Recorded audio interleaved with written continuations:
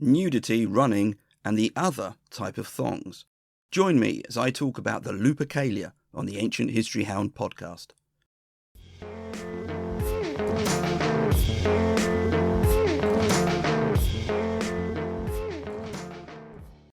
Hi, and thanks for joining me. My name's Neil, and in this episode, I'm going to try to get to the bottom of what the Lupercalia was and how the Romans understood it. Before I do the normal podcast husbandry bit, I need to thank Alicia. You see, I had an email from Alicia saying that she really enjoyed the episode I did on the Saturnalia. So would I be interested in doing one on the Lupercalia? Well, here it is, and thanks again, Alicia. It's always fantastic to hear from listeners, so if you've got an idea, just send it in. You can find me all over the place on Twitter, Instagram, YouTube, and even TikTok. I'm @AncientBlogger. And this podcast has its own Twitter handle of @HoundAncient. And don't forget my website. It's called ancientblogger.com.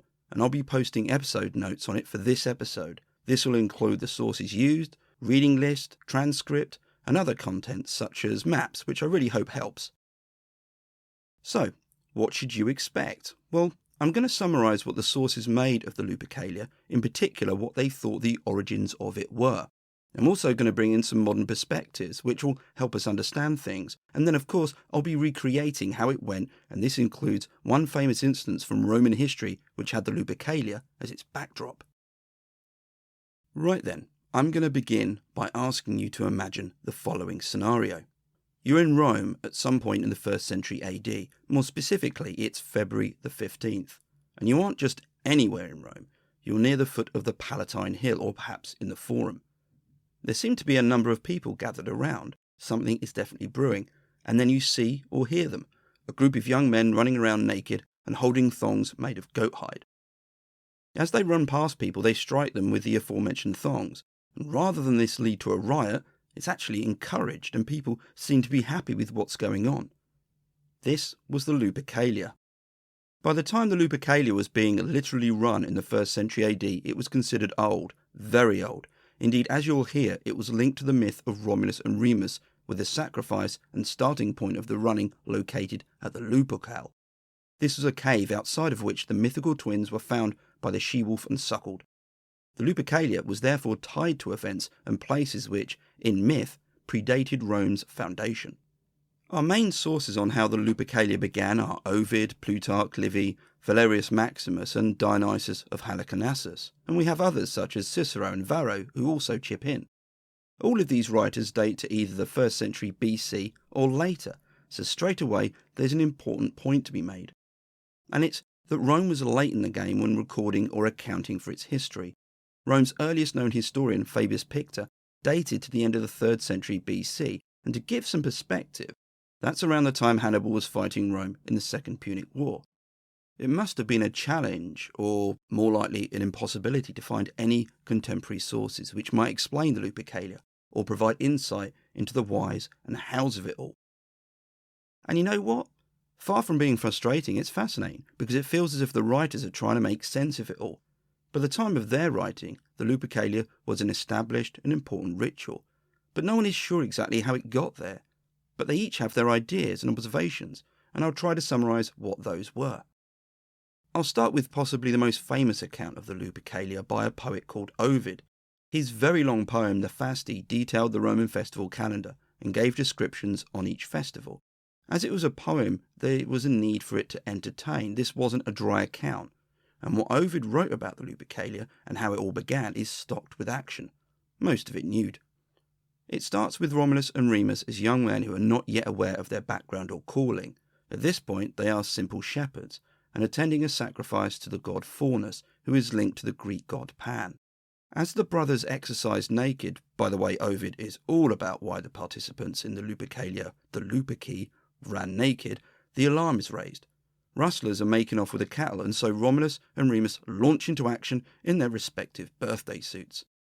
They split up into 2 groups, with Remus and his group returning with a cattle, and Romulus and his bunch returning empty-handed. This part of Ovid's poem goes some way to explaining all of that nudity. It's because the twins had been caught out whilst exercising. But Ovid also supplied more information about where it happened, the inclusion of the goat hide thongs, and their function. For Ovid, the Lupercalia was linked to the Lupercal, a cave, which was found at the foot of the Palatine Hill. It was outside the cave where the basket containing the twins came to rest after the floodwaters receded, and it was here that the she-wolf found and suckled both Romulus and Remus. This link and the importance of the cave seems to have been universally agreed upon, by the way, and as you'll hear, it formed the starting point of the Lupercalia. As for those goathide thongs, and why you'd want to use them to hit people, well, this was given a secondary explanation, separate from the story of the twins chasing their cattle. Ovid wrote that when Romulus was king, there was a fertility crisis at Rome. Help came in the form of Juno, a Roman goddess, who spoke from her sacred grove. Her instruction was, "Let the sacred he-goat pierce the Italian wives," and yes, that doesn't sound particularly nice, does it? But fortunately, an augur, a type of priest, was available to demonstrate what this actually meant in practice. After killing a goat, he made thongs from its hide and used these to hit the women on their backs, and this fulfilled the godly prescription. Ovid's account of the Lupercalia therefore provided a rationale for many of the elements which formed the Lupercalia of his day. He was born in the mid-1st century BC and died around AD 17. There's the nudity, the running, the goathide thongs, and using them to hit people. But these aren't presented as one single ritual. The running and nudity have their own origin story, and the thongs and the use of them have their own. There seems to have been initially separate rituals, and this is an important point to note. There's also a heavy element of the foreign or non-Roman. Ovid mentioned Pan and the link to Faunus. He also included a character called Evander, not a Roman, but a Greek from the region of Arcadia. In fact, the worship of Pan, who was a Greek god, was prevalent there. And finally, that augur, the priest who interpreted the words of Juno, he's described as hailing from Tuscany or Etruria, the Etruscans having a big influence in Rome, particularly in the accounts of the early kings of Rome. And if you want to hear more about that, you can listen to my mini-series on the foundation myth of Rome and its kings. Our next source to consider is Plutarch. He was a Greek writing in the 1st century AD, and is famous for his lives, which featured famous Greeks and Romans. His account of the Lupercalia sits in his life of Romulus, but he also mentioned it in his questions. Plutarch saw the Lupercalia as a festival of purification, this due to it being held in February, and more on that later. He linked it with the location of the she-wolf nursing the twins, noted the association with the Greeks through the figure of Evander. There seems to be agreed elements here, but he also had questions. For example, he's not exactly sure how the name of the festival linked to what went on exactly. It was named after wolves and linked to the site, the Lupercal, but how did that relate to what went on during the festival? He also included, though, some much-needed detail about what happened during that ritual. The priests, after sacrificing the goat, touched the foreheads of 2 youths with the bloody knife. The stain was then wiped off with some wool dipped in milk. As to what happened next, he commented that young married women were happy to be hit with the thongs, as it promoted both conception and a healthy birth. Plutarch also included the thoughts of earlier writers.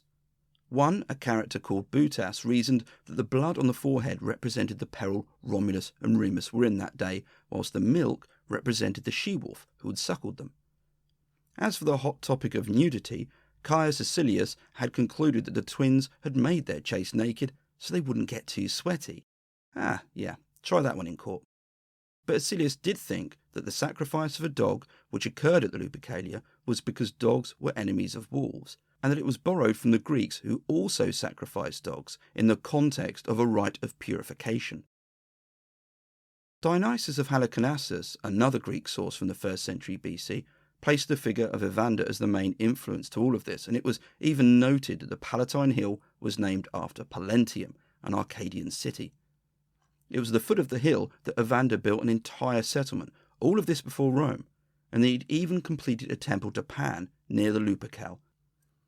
On a wider point, Dionysius often linked ancient Greece with the formation of Rome. He sees Greeks everywhere. Yet in this instance, he's not the sole advocate.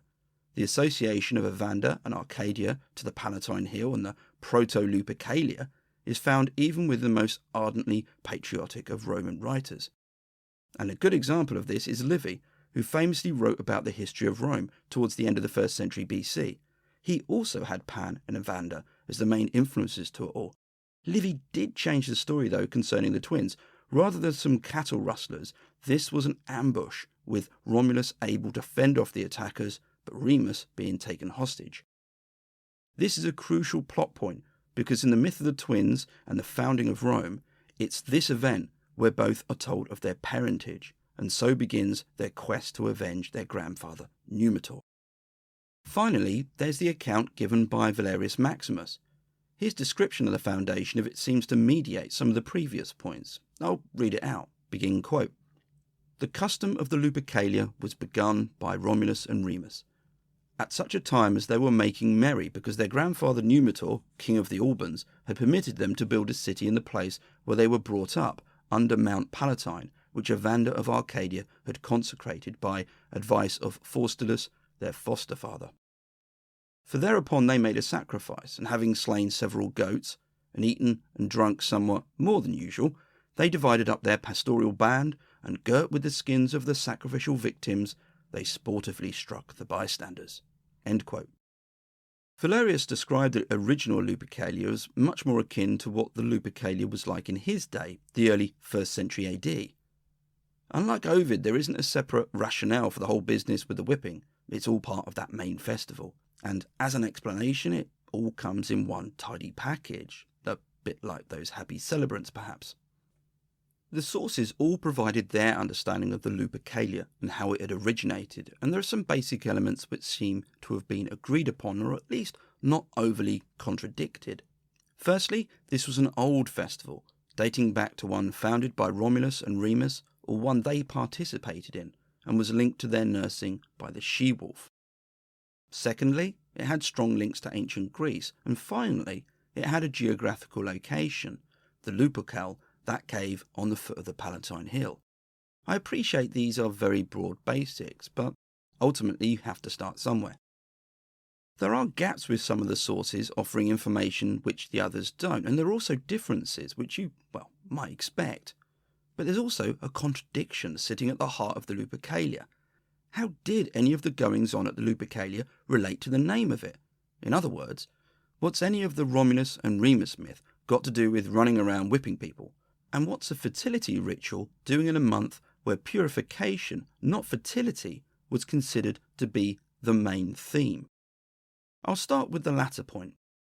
One possible solution is an argument which posits that the Lupercalia was originally a festival of purification, and that at a later date the fertility element was added, and this took hold, eventually becoming the main event.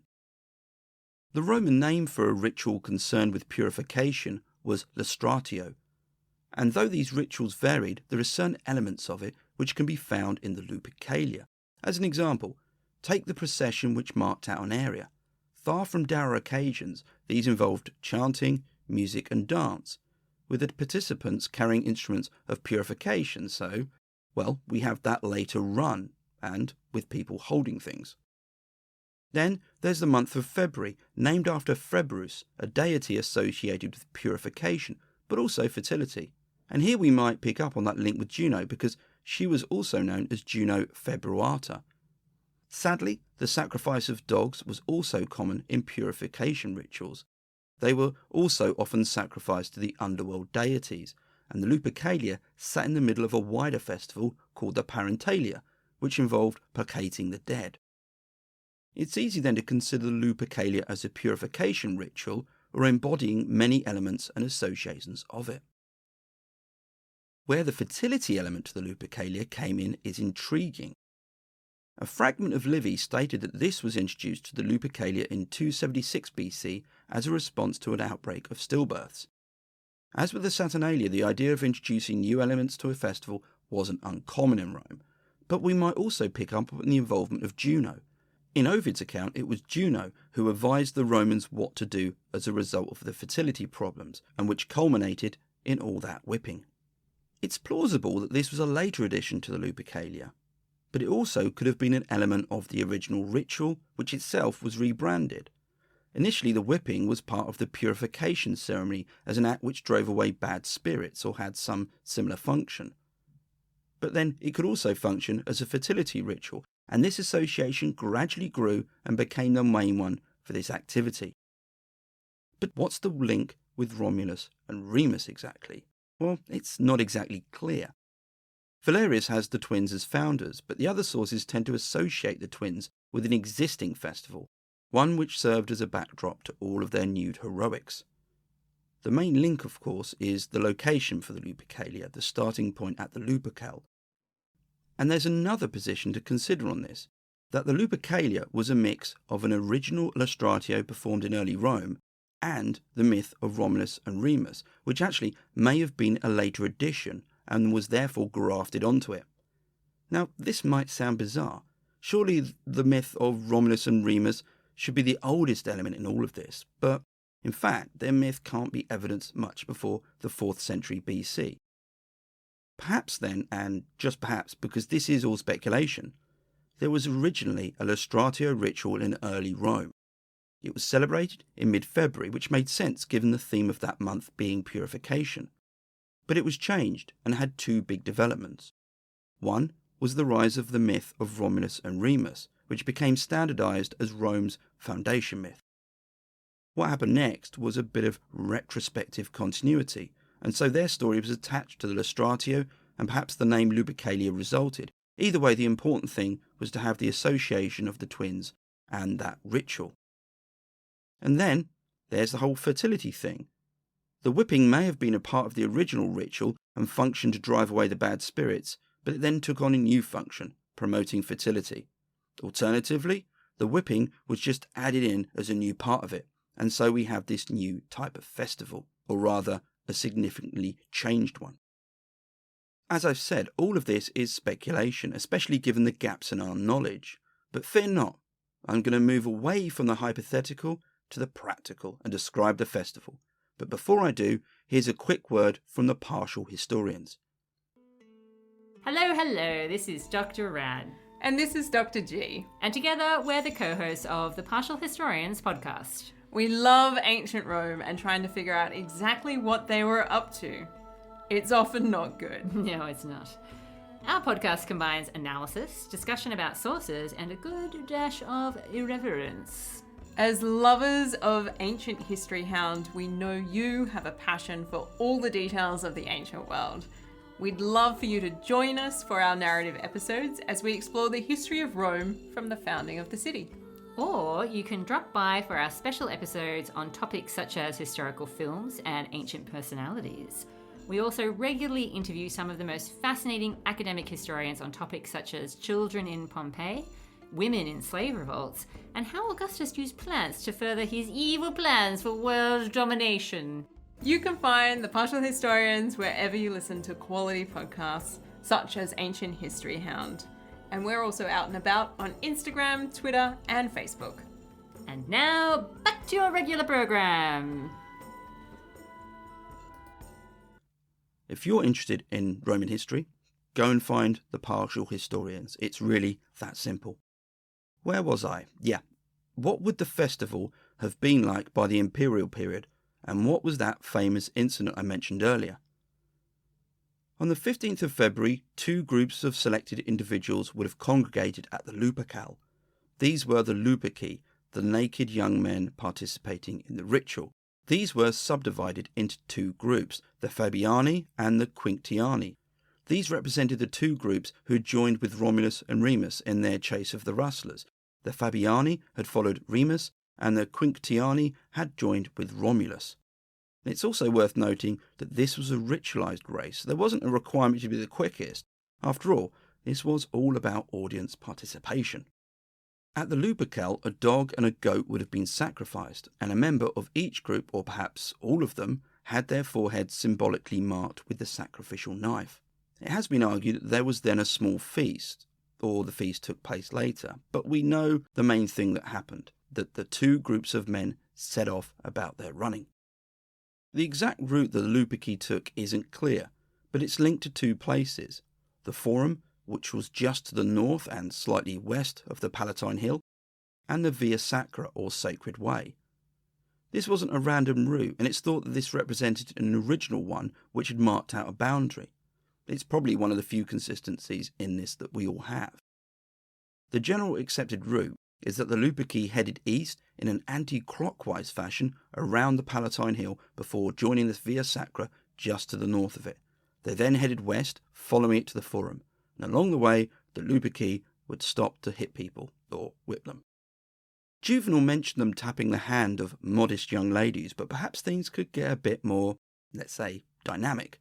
There's a mosaic which dates to the 3rd century AD, and it's found at Thystras in modern-day Tunisia. It's called the Mosaic of Months, as each month has its own image. February's is a man wearing an apron holding a whip above his head. In front of him is a woman being held by 2 attendants with her back exposed. This, in fact, links closely with Ovid's description, where following Juno's instructions and the augur's interpretation of her words, the women were struck on their backs. Perhaps this was a more formal or idealised representation of the whipping, but enough about that. Back to the running, albeit with just a bit of whipping. It's thought that the route ended at the Forum, but it's been argued that the runners then headed back to the starting point. In either case, the Forum and the Lupercalia in 44 BC was the backdrop to a very famous event. It was here that a certain Julius Caesar was sat watching the goings-on, and then a runner appeared holding a diadem, often referred to as a crown. But this wasn't any runner though. This was Mark Antony, Caesar's right-hand man. What happened next was pure political theatre. There was tension. The diadem symbolised absolute power, the type kings once had at Rome, and that didn't end well, hence the whole republic thing. Caesar, perhaps sensing the lack of support, refused the diadem. The crowd broke into applause. Antony repeated the offer twice. Each time it was offered, there was only the merest smatterings of applause, in contrast with each rejection, which drew huge applause and cheers from the crowd. Of course, none of this was in any way spontaneous. Perhaps Caesar wanted to gauge the reaction of the people. Had they cheered when Antony offered the diadem, then perhaps he'd have sought to make himself a king of sorts. But the negative reaction had consequences. Those who'd initially applauded the offer of the diadem were led off to prison by 2 of the tribunes. Whatever the intention had been, there'd be no doubt as to how this type of power grab would have been viewed by the Roman people. It had been firmly rejected. Mark Antony had run in the Lupercalia not as one of the 2 original groups, the Quinctiani and Fabiani. He ran in a newly created 3rd group, the Juliani. You guessed it. Caesar had included his own family name as a new addition, and he wasn't naive when it came to the politics of the spectacle, so we can draw from this that the Lupercalia carried some weight, not only as a spectacle, but something within the very marrow of Rome. As an aside, the Juliani group seems to have been abandoned after Caesar's assassination, which is not really that surprising.